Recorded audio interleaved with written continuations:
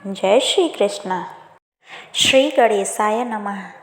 आज हम लेकर आए हैं करवा चौथ व्रत की पौराणिक कथा। तो चलिए वीडियो को शुरू करते हैं। पौराणिक कथा के अनुसार एक ब्राह्मण के 7 पुत्र थे और उसके वीरावती नाम की इकलौती कन्या थी। इस कारण वीरावती सबको बहुत अधिक प्रिय थी। कुछ समय बाद वीरावती शादी योग्य हो गई और उसका विवाह हो गया। वीरावती विवाह के 1 वर्ष बाद अपने मायके आई। संयोग से उसी समय करवा चौथ का व्रत भी आ गया था, तो उसने अपनी भाभियों के साथ करवा चौथ का व्रत रखा। लेकिन शाम होते होते वह भूख और प्यास से व्याकुल हो उठी।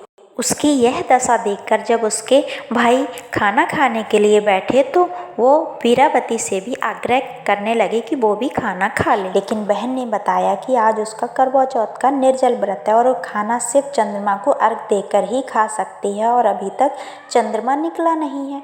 बहन की ऐसी हालत को देखकर उसके भाइयों ने एक युक्ति सोची। उन्होंने पीपल के पेड़ पर एक दीपक जलाकर चलनी की ओट रख दी, जो दूर से देखने पर चांद की तरह दिखाई दे रहा था।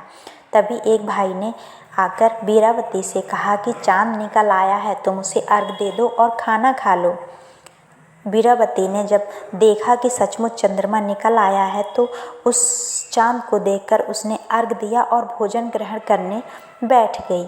जैसे ही पहला टुकड़ा मुंह में डाला उसे छींक आ गई। दूसरा टुकड़ा डाला, उसमें बाल निकला और उसके बाद उसने जैसे ही तीसरा टुकड़ा मुंह में डालने की कोशिश की, तभी उसके ससुराल से उसके पति की मृत्यु का समाचार मिल गया।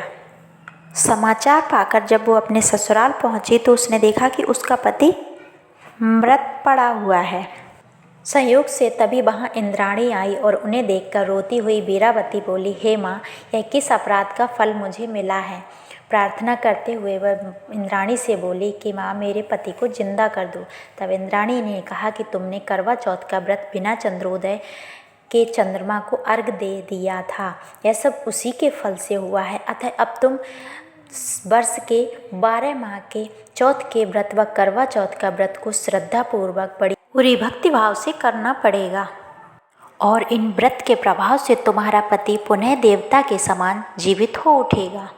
उसी दिन से यह करवा चौथ मनाई जाती है और उसका व्रत रखा जाता है। हे माता, जैसे तुमने वीरावती के पति की रक्षा की, वैसे ही सबके पतियों की रक्षा करना।